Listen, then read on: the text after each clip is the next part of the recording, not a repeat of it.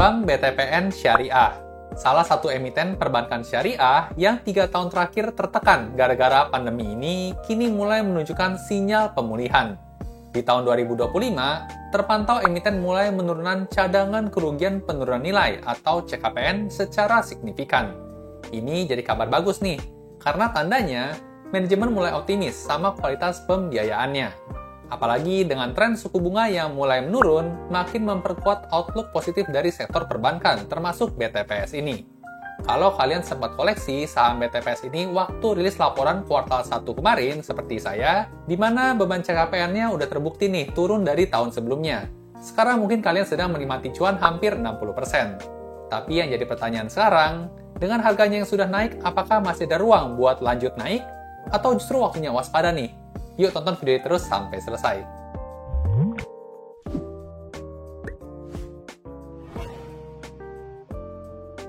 Halo dan selamat datang kembali di channel saya, Jonathan Tamrin. Buat teman-teman yang belum kenal, saya investor saham aliran fundamental sejak tahun 2018 dan udah sering profit 40% plus sepanjang perjalanan investasi saya. Saya suka teknik fundamental ini karena bisa ngasih keluasan waktu profit nih, tanpa perlu mantengin grafik saham tiap hari. Jadi saat ini cocok banget buat saya atau juga mungkin buat teman-teman yang sambilan punya kerjaan lain. Di video kali ini, saya mau share update terbaru analisa fundamental dan valuasi saham BTPS. Update terbarunya kuartal 2 tahun 2025. Masih fresh banget nih, baru rilis 2 hari lalu laporan keuangannya. Apakah masih menarik buat dilirik di harganya sekarang? Yuk langsung kita aja pembahasannya. Oke, buat mulai analisanya, saya akan gunakan file RDFE ya. Buat teman-teman yang belum tahu, RDFE merupakan singkatan dari Rekap Data Fundamental Emiten. File ini merupakan file Excel yang saya buat sendiri untuk memudahkan saya menganalisa saham tentunya. Berisi rekap data fundamentality lengkap semua emiten dalam waktu tren 10 tahun terakhir. Update kuartal 2 tahun 2025 ini masih baru banget nih. Baru ada 78 emiten yang disubmit dan sudah direkap ke RDFE ini. Buat teman-teman yang mungkin tertarik juga, ada free sampelnya ya yang bisa kalian cobain. Cek aja di kolom deskripsi. Dan sekarang untuk RDFE ini saya lagi buka promo early bird nih sampai minggu depan aja. Oke, sekarang kita mau pakai dulu nih buat analisa saham BTPS. Nah, buat mulai analisanya, kita tinggal ganti aja kode saham di sini sama kode saham yang mau kita analisa, yaitu BTPS. Nah, setelah di enter, maka langsung muncul ya, semua data-data fundamental inti dalam waktu tren 10 tahun terakhir. Ini sudah update yang terakhir, kuartal 2 tahun 2025, dan ada 2 versi ya, versi last quarter alias data kuartal 2-nya aja, dan versi yang disetahunkan ya. Dan semua kali juga sudah dalam miliar rupiah, jadi kita gampang kalau kita mau bandingkan dengan tahun-tahun sebelumnya. Nah oke, sekarang kita bakal langsung coba ya, bedah cepat gimana update kondisi fundamentalnya nih di kuartal 2 tahun 2025. Pertama-tama kita lihat dulu ya sekilas profil perusahaannya, nama perusahaan Bank BTPN Syariah Tbk, harga sahamnya per video dibuat di tanggal 26 Juli ya tahun 2025, ada di harga Rp1.500 per lembar sahamnya. Buat angka kapitalisasi pasarnya, sekarang ada di angka 11,4 triliun rupiah. Nah, angka 11,4 triliun ini tergolong cukup besar ya, meskipun nggak bisa dikatakan sebagai blue chip. Karena buat blue chip biasanya punya market cap di atas 60 triliun rupiah. Jadi saham BTPS ini tergolong saham yang second liner ya, atau lapis 2. Buat sektornya sendiri masuk ke IDX Finance dan subsektornya masuk sektor perbankan. Tahun IPO sendiri sejak tahun 2018 ya, jadi udah cukup lama juga nih melantai di bursa kita. Nah oke, jadi nanti kita bakal evaluasi fundamentalnya satu persatu ya, dari laporan laba rugi, laporan neraca, laporan arus kas, rasio keuangan, lalu kemudian rasio khusus perbankan ya. Lalu yang terakhir baru kita lihat rasio valuasinya, masih murah atau enggak harga saham sekarang. Kita masuk ke laporan yang pertama dulu ya, laporan laba rugi nih. Kita lihat dari poin yang pertama, yaitu dari sisi penjualan sales atau revenue-nya. Nah, sini kita bisa lihat ya, tren selama 9 tahun terakhir, karena baru IPO tahun 2018 ya, jadi tahun 2016-nya belum ada datanya. Kita bisa lihat untuk BTPS sebenarnya secara kinerja sales itu cukup baik ya, meningkat terus sampai tahun 2023 nih. Namun masuk tahun 2024 mulai tertekan, dan untuk proyeksi tahun 2025-nya agak sedikit penurunan lagi ya. Minus 3,52% kalau kita bandingkan dengan tahun 2024-nya. Nah, meskipun sekilas outlook dari kuartal 2 ini ya, kalau disetahunkan berpotensi negatif untuk penjualannya minus 3%-an, tapi nanti kalau kita lihat sampai bawah ya, laba usaha sampai laba bersihnya malah berpotensi naik nih buat BTPS. Kenapa bisa seperti itu? Nanti kita lihat ya alasannya. Kita lanjut dulu, setelah penjualan kita masuk ke bagian yang kedua, yaitu laba kotor. Nah, buat angka laba kotor, untuk emiten perbankan maupun keuangan punya angka yang sama nih, kayak revenue. Kenapa begitu? Karena rumus laba kotor itu kan revenue dikurangi dengan beban bahan baku ya, atau COGS. Sedangkan emiten perbankan atau keuangan, bahan bakunya kan nggak ada, yaitu duit itu sendiri ya. Jadi revenue sama dengan laba kotor. Nah, itulah penjelasannya kenapa di sini angkanya sama ya, kayak revenue. Kita lanjut lagi ke bagian laba usaha. Nah, di laba usaha, di sini malah justru kita menemukan hal yang menarik nih. Dimana tadi ya, kalau di atas angka tahun 2023, salesnya paling tinggi, tapi di sini malah di laba usaha angkanya lebih turun ya dibandingkan dengan kinerja tahun 2022. Lalu kemudian tahun 2024 lanjut turun, di tahun 2025 di sini ada potensi peningkatan nih sebesar 21,56%. Cukup ngebut ya. Dari 1,3 triliun menjadi 1,6 triliun rupiah. Nah, kira-kira apa sih yang menyebabkan laba usahanya bisa naik signifikan nih, sedangkan tadi padahal revenue-nya itu lagi turun? Tentu jawabannya tak lain dan tak bukan adalah pencadangan CKPN ya, atau cadangan kerugian penurunan nilai. Jadi memang BTPS 2 tahun setelah pandemi itu cukup struggle nih, nagihin hutang dari para nasabahnya. Kenapa? Karena BTPS ini secara bisnis banyak menyalurkan kredit kepada orang-orang yang kesulitan ya secara pendanaan, yang level kondisi keuangan ekonominya agak sulit. Namun meskipun beresiko ya memberikan kredit ke masyarakat kecil, tapi tentunya BTPS mengharapkan imbal hasil yang juga lebih tinggi nih dibandingkan dengan pinjaman biasa. Nah, karena waktu itu ada krisis pandemi ya, otomatis orang-orang jadi makin susah ya buat bayar hutang dan akhirnya gagal bayar ya kepada BTPS ini. Otomatis BTPS harus mencadangkan CKPN yang lebih tinggi nih untuk menanggulangi angka gagal bayar itu. Sedangkan masuk tahun 2025, nah manajemen ini udah mulai optimis nih, udah mulai berkurang persentase angka gagal bayarnya, sehingga dicadangkannya nggak perlu banyak-banyak lagi. Otomatis bakal meningkatkan keuntungan perusahaan. Nah, jadi di sini kita lihat ya, naik nih potensinya 21,56% dibandingkan dengan tahun sebelumnya. Lanjut lagi, sekarang kita lihat ke angka yang paling disukai investor ya, yaitu laba bersih nih. Nah, buat laba bersih juga ternyata ada potensi peningkatan ya, sebesar 21,33% nih. Dari tahun 2024 di angka 1 triliun, di tahun 2025 berpotensi di 1,2 triliun rupiah. Nah, ini kenapa bisa meningkat? Ya otomatis sama ya jawabannya, karena ada penurunan beban CKPN nih, sehingga otomatis beban tersebut tidak menggerus laba bersih terlalu banyak. Nah, jadi secara tren juga sudah mulai membaik ya, dari sempat turun sekarang udah trennya mulai naik lagi. Lanjut lagi kita lihat ke poin selanjutnya, ada beban bunga atau keuangan. Nah, untuk emiten perbankan dan keuangan tidak ada beban bunga ya atau keuangan. Jadi sini kita skip, lanjut ke bagian earnings per share atau laba per saham. Nah, sebelah kanan sini kita bisa lihat ya grafik earnings per share selama 4 tahun terakhir setiap kuartalnya. Kita bisa lihat terakhirnya di update kuartal 1 tahun 2025, angka earnings per share-nya di angka Rp41. Sudah lebih tinggi dibandingkan kuartal 1 tahun sebelumnya ya, yang Rp35. Nah, biasanya kalau kita bandingkan sama-sama kuartal 1 itu sudah lebih tinggi, biasanya kuartal-kuartal berikutnya juga bakal lebih tinggi nih dibandingkan dengan tahun sebelumnya. Contoh seperti kuartal 2 ini kita bisa lihat angkanya 44 ya, lebih tinggi nih dibandingkan dengan 38 ya tahun kemarinnya. Nah, kira-kira berapa nih prediksinya untuk kuartal 3 dan kuartal 4-nya? Nah, kalau kita mengacu pada pola tahun 2024 ya, maka kemungkinan besar angka kuartal 3-nya IPS-nya akan lebih rendah nih dibandingkan dengan 41, tapi bakal lebih tinggi dibandingkan dengan 29. Begitu pula untuk kuartal 4-nya ya, kemungkinan kurang lebih akan sama seperti angka kuartal 2-nya. Nah, jadi enaknya gitu ya, kalau kita coba lihat analisa IPS per kuartalnya. Kurang lebih jadi ada gambaran nih buat prediksi kinerja kuartal-kuartal berikutnya. Nah oke, sampai sini kita udah analisa ya untuk laporan yang pertama, yaitu laporan laba rugi. Cukup menarik, meskipun revenue-nya menurun, tapi laba bersihnya naik sangat signifikan nih, akibat berkurangnya beban CKPN. Sekarang kita coba lanjut ya untuk analisa laporan yang kedua nih, laporan neraca. Kira-kira sehat juga atau enggak update terakhirnya. Nah, buat laporan neraca, poin pertama ada angka total aset ya. Sini kita bisa lihat tren selama 9 tahun terakhir, angkanya bagus ya, naik terus, tapi memang berapa tahun terakhir angkanya mulai stagnan nih. Untuk last quarter-nya, kuartal 2 di sini ada sedikit penurunan ya, dibandingkan dengan Desember tahun 2024, minus 0,41%. Kabar baiknya, ya sekarang sih bagusnya masih kuartal 2 ya, semoga nanti kuartal 3 sampai kuartal 4 angkanya bisa berbalik positif nih, buat total asetnya. Lanjut ke pecahan selanjutnya, ada aset lancar dan tidak lancar, tapi buat emiten perbankan dan keuangan, mereka memang tidak memecah lancar dan tidak lancarnya di laporan keuangan. Jadi sini kita skip dulu. Lanjut ke bagian hutang atau total liabilitas. Nah, buat total hutang BTPS selama beberapa tahun terakhir mengalami penurunan ya. Untuk tahun terakhirnya di sini sudah minus 3,76%. Secara umum sih kalau namanya perusahaan kalau hutangnya berkurang itu sih kabar bagus ya. Tapi buat emiten perbankan, biasanya kita berharap hutangnya bertambah nih. Kenapa? Karena dana nasabah ya yang kita masukkan sebagai tabungan atau deposito itu dimasukkan ke dalam hutang perusahaan. Jadi kalau hutang perusahaan bank itu naik, biasanya sentimennya bagus karena makin banyak nasabah yang percaya sama bank itu. Jadi sekilas agak kurang ya dari sisi liabilitasnya, di sini malah angkanya berkurang nih. Sekarang lanjut lagi ke pecahan selanjutnya, ada hutang jangka pendek dan jangka panjang. Sama ya, untuk emiten perbankan dan keuangan mereka tidak memecah di laporan keuangannya. Jadi kita skip. Lanjut ke bagian total modal atau total ekuitas entitas induk. Kita bisa lihat trennya naik terus ya, dengan angka CAGR 20% nih per tahun.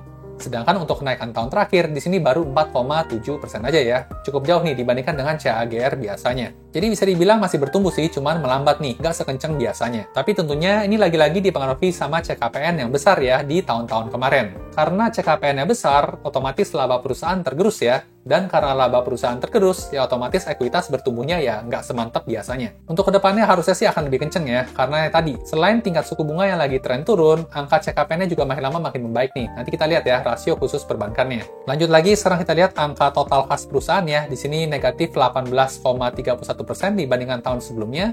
Kalau kita lihat tren selama ini, angka 408 miliar ini tergolong cukup oke lah ya, nggak terlalu banyak dan nggak sampai kedikitan juga. Jadi menurut saya sih nggak masalah. Oke, kita lanjut lagi ke bagian piutang lancar. Emiten perbankan dan keuangan tidak punya piutang lancar ya, jadi kita skip. Persediaan lancar juga nggak punya, karena persediaannya perbankan ya duit itu sendiri ya. Jadi memang bukan barang persediaannya, jadi di sini nggak ada. Kita lanjut lagi ke bagian nilai buku per lembar saham ya, atau book value per share. Nah, di sini bagus nih, naik terus nih setiap tahunnya.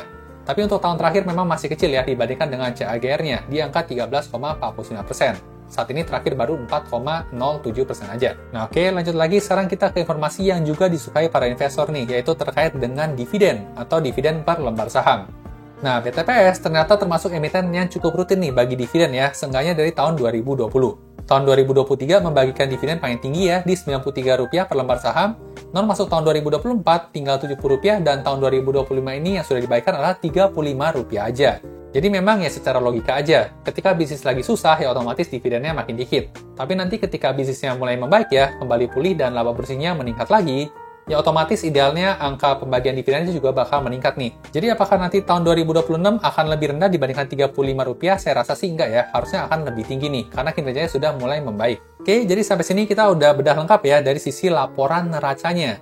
Dari sisi aset, hutang maupun modal, tadi kita lihat angkanya masih cukup tertekan. Nah, sekarang kita lanjut lagi ya, evaluasi ke laporan yang ketiga, yaitu laporan arus kas. Kita pindah ke arus kas di sini. Nah, buat laporan arus kas ada 3 komponen ya. Yang pertama, arus kas dari aktivitas operasi, cash flow from operation ya, atau CFO. Yang kedua, ada arus kas dari aktivitas investasi, from investment atau CFI. Dan yang ketiga, ada aktivitas pendanaan atau from financing ya, CFF. Kita lihat satu-satu. Mulai dari CFO dulu. Nah, buat tren data CFO-nya, kita bisa lihat selama 9 tahun terakhir angkanya positif terus ya. Dan ini merupakan hal yang bagus nih. Kenapa? Karena kalau angkanya positif, itu tandanya ada duit lebih banyak masuk dibandingkan yang keluar di tahun tersebut. Kita sebagai pemilik bisnis kan pengen perusahaan kita cuan ya, lebih banyak uangnya masuk dibandingkan yang keluar. Jadi buat CFO-nya, BTPS tergolong ideal nih, angkanya positif terus. Di sini update kuartal 2-nya positif 361 miliar. Ya semoga nanti sampai kuartal 4 positif terus ya, bisa lebih tinggi lagi nih dibandingkan angka ini. Lanjut masuk ke poin yang kedua ya, yaitu CFI, arus kas dari investasi. Kita bisa lihat selama 9 tahun terakhir angkanya negatif terus nih, dan ini juga merupakan hal yang bagus. Kenapa? Karena kalau angkanya negatif, itu tandanya ada duit yang keluar buat aktivitas investasi. Seperti yang kita tahu lah ya, tujuan dari investasi itu kan baik, memberikan keuntungan buat perusahaan di masa depan. Jadi tergolong ideal juga nih BTPS angkanya negatif terus buat CFI-nya. Lanjut yang terakhir ada CFF ya, atau dari pendanaan, kita bisa lihat angkanya dominan negatif nih. Dan ini baik lagi merupakan hal yang bagus juga. Kenapa? Karena kalau angkanya negatif, itu artinya ada duit yang keluar nih, buat aktivitas pelunasan hutang atau pembagian dividen. Nah, 2 poin ini akan dicatat negatif di bagian CFF. Jadi tergolong ideal juga ya, angkanya negatif terus, nggak ada masalah buat laporan arus kasnya. Nah oke, 3 laporan inti utama, laporan keuangan udah kita lihat semua ya. Sekarang kita masuk ke bagian rasio keuangan, kira-kira sehat atau enggak. Nah, masuk ke angka rasio keuangan yang pertama ya, ada yang namanya profitability margin. Di sini ada garis yang hitam, namanya margin laba kotor ya, atau gross profit margin. Ada yang warnanya agak lebih gelap ya, di sini margin laba usaha atau operating profit margin. Dan yang paling bawah ada margin laba bersih nih, atau net profit margin. Nah, angka margin laba kotor ya, untuk emiten keuangan dan perbankan selalu 100%. Karena ya tadi, gross profitnya selalu sama dengan angka revenue-nya. Jadi di sini kita bisa lebih concern ke dua garis yang terakhir ya. Nah, sini kita bisa lihat trennya sempat meningkat dari tahun 2020 ya sampai tahun 2022, lalu kemudian turun signifikan ya ke tahun 2023. Namun masuk tahun 2024 dan tahun 2025 berangsur-angsur mulai kembali pulih lagi nih. Bahkan posisi terakhirnya sudah balik 25% ya buat net profit marginnya. Jadi apakah ini kabar bagus? Ya tentu kabar bagus ya, karena trennya sudah kembali pulih. Meskipun belum setinggi tahun 2022 ya, 33% net profit marginnya. Lanjut lagi ke rasio keuangan yang kedua, ada ROE atau Return on Equity. Kita bisa lihat tren selama 9 tahun terakhir sempat turun ya dari tertingginya tahun 2017 nih di 29,7%. Terendahnya kemarin ya tahun 2024 di angka 11,4% dan kabar baiknya sekarang udah berangsur-angsur naik lagi ya ke angka 13,3%. Meskipun memang angka sekarang itu masih lebih rendah ya dibandingkan dengan average 10 tahun terakhirnya ataupun average 5 tahun terakhirnya. Tapi seenggaknya udah ada mulai perbaikan lagi. Oke, lanjut lagi. Sekarang kita lihat rasio hutangnya ya, yaitu yang pertama ada debt to equity ratio atau rasio hutang terhadap modal. Kita lihat angkanya konsisten turun terus ya, makin lama tingkat hutangnya makin rendah nih. Buat kebanyakan emiten sih bagus ya, tingkat hutangnya menurun. Tapi buat emiten perbankan, sebenarnya diharapkan biasanya angka hutangnya semakin lama semakin naik nih.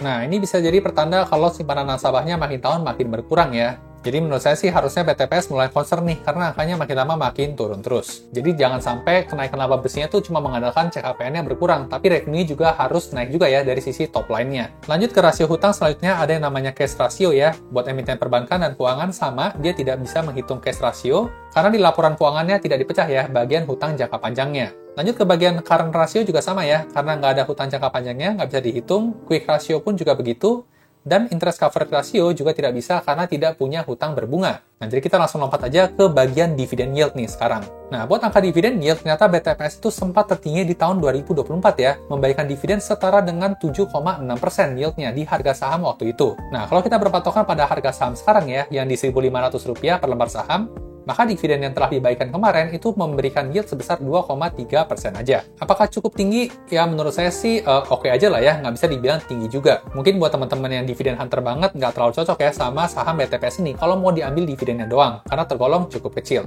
Ya tapi seenggaknya lumayan lah ya, daripada nggak bagi sama sekali bisa buat duit jajan. Nah oke, jadi sampai sini kita udah evaluasi lengkap ya dari sisi rasio keuangan perusahaan. Nah sebelum kita masuk ke bagian yang terakhir ya, yaitu kita ngomongin soal evaluasi, saya mau ngajak teman-teman kita lihat dulu nih rasio khusus perbankan. Kira-kira BTPS sehat apa enggak? Nah, buat rasio khusus perbankan, ini saya udah rekapin ya datanya buat BTPS dari tahun 2021 sampai update kuartal 2 tahun 2025 ini. Nah, buat rasio khusus perbankan ini nggak ada di RDV ya. Kenapa? Ya sesuai dengan namanya, ini khusus perbankan. Sedangkan RDV itu mencakup semua emiten. Jadi memang rasionya terpisah. Nah, coba kita lihat ya dari angka yang pertama dulu nih, yang paling concern buat BTPS, yaitu angka CKPN atau cadangan penurunan kerugian nilai.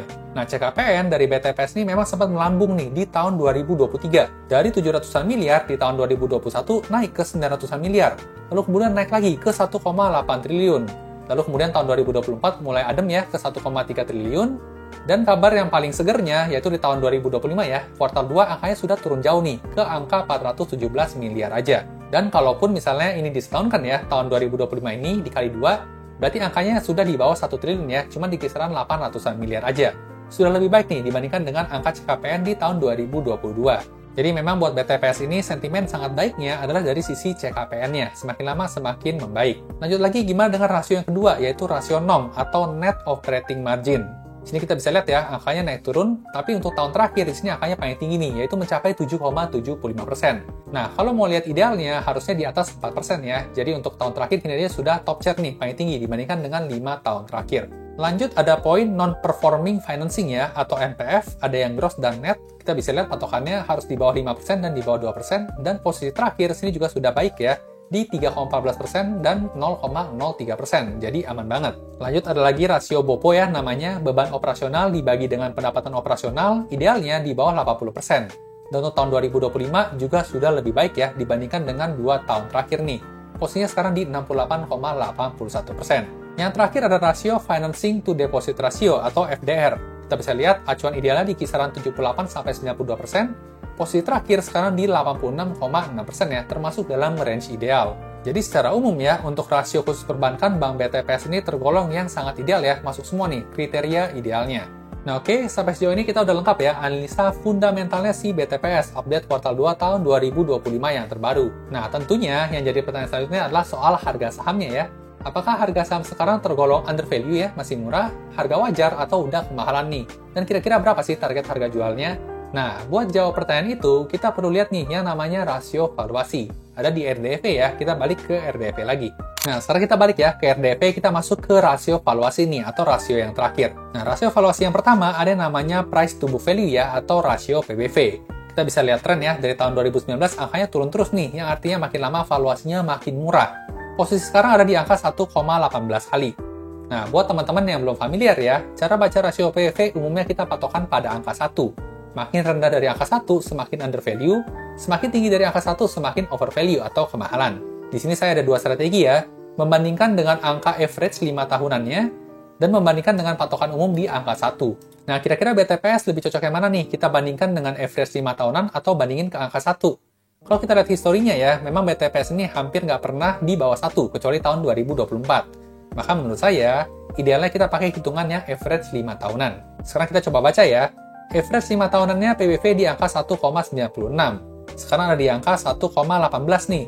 Itu artinya, angka 1,96 ini sedang terdiskon sebesar 39,7%, jadi angka 1,18. Dan kalau angka 1,18 ini balik ya ke angka 1,96, ada potensi gain atau kenaikan sebesar 65,8%. Atau target harga jualnya yaitu di Rp2.400-an dari harga sekarang, yang tergolong undervalue. Nah, jadi rasio PBV mengatakan bahwa harga saham saat ini tergolong undervalue ya, dengan targetnya di 2.400-an. Nah, biar lebih lengkap kita tambahin ya rasio valuasi selanjutnya. Sekarang kita lihat rasio yang kedua, yaitu price to earning ratio atau rasio PER. Nah, sini kita juga bisa lihat ya, angkanya turun terus nih, dari tertingginya di tahun 2020 yang mencapai 33. Sekarang posisinya tinggal di 8,88 aja. Nah, kalau rasio PER ini kita patokannya sama angka 10 nih. Semakin rendah dari angka 10 semakin undervalue, semakin tinggi dari angka 10 semakin overvalue. Sama ada dua strategi ya, kita pakai strategi yang average 5 tahunannya. Sekarang posisinya 8,88, targetnya di 11,61, berarti punya potensi gain sebesar 30%. Target jualnya di 1.900-an, yang tergolong sedikit undervalue menurut rasio PER. Nah, oke, jadi seperti itu ya bacanya. Kalau merasa masih kurang, kita bisa tambahin rasio valuasi lagi ya. Kita pakai PEG sekarang, price to earning growth. Sama di sini tergolong slightly undervalue ya, dengan targetnya di 1.900-an. Kalau mau tambah lagi, di bawah juga ada rasio PCFR ya. Di sini tergolong fair value nih, kurang lebih sudah fair ya angka sekarang menurut rasio PCFR. Dan yang terakhir, ada juga rasio valuasi EPS growth. Nah, kalau EPS growth ini mengatakan harga saham sekarang undervalue nih, dengan potensi gainnya 55%. Target jualnya di 2.300-an. Nah, jadi ternyata kebanyakan rasio valuasi mengatakan harga saham BTPS ini tergolong undervalue ya. Nah, buat target harga jualnya, kita bisa pilih aja ya. Kalau kita lebih konservatif, kita bisa pakai rasio PER yang tadi.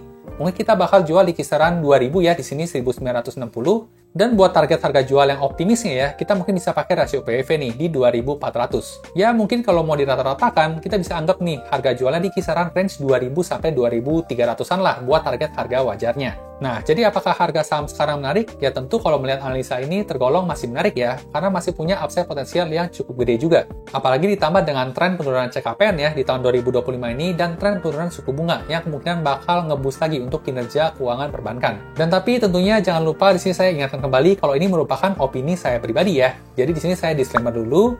Tujuan dari pembuatan video ini bukan untuk memberikan rekomendasi beli atau jual suatu saham. Di sini saya hanya pure ya, men-sharingkan temuan-temuan yang saya temukan menarik. Bagus kalau teman-teman dapat insight, tapi buat jual atau beli suatu saham, teman-teman tetap harus ngerjain PR-nya sendiri atau do your own research. Buat teman-teman yang tertarik sama file Excel RDFE-nya, kalian bisa cobain gratis file sampelnya di website joetamrin.com. Jadi kalau cocok, bisa langsung pesan aja. Buat update Kuartal 2 tahun 2025 ini, bakal rilis tanggal 2 Agustus nih, minggu depan. Tapi khusus buat member existing, udah bisa langsung dapat aksesnya nih per hari ini. Bisa langsung cek aja di website. Nah, kalau udah cobain dan cocok, kalian bisa masukin kode voucher EBQ225 pas check out nanti ya, buat dapat potongan harga 10% nih. Cuman sampai tanggal 2 Agustus aja, periode early bird-nya. Dan buat teman-teman yang pesen, nantinya bakal dapat free update berkala nih, minimal 1 kali setiap minggunya, sampai lengkap data 800-an plus rekap laporan keuangan emitennya. Buat info lebih lengkapnya, bisa cek kolom deskripsi di bawah ya. Dan buat yang masih mau tanya-tanya juga bisa ke admin dulu nih, via DM Instagram di Jonathan Tamrin. Oh iya, sama beberapa dari teman-teman ada yang sempat nanya ini ke saya kapan buka workshop belajar saham lagi. Nah, kemungkinan bakal saya adain lagi di akhir bulan Agustus atau September ya. Nah, seperti biasa, saya buka form waitlist-nya dulu nih buat teman-teman yang tertarik. Buat workshop-nya akan sama seperti yang lalu, startnya akan ada di angka 3 jutaan selama 2 hari di hari weekend.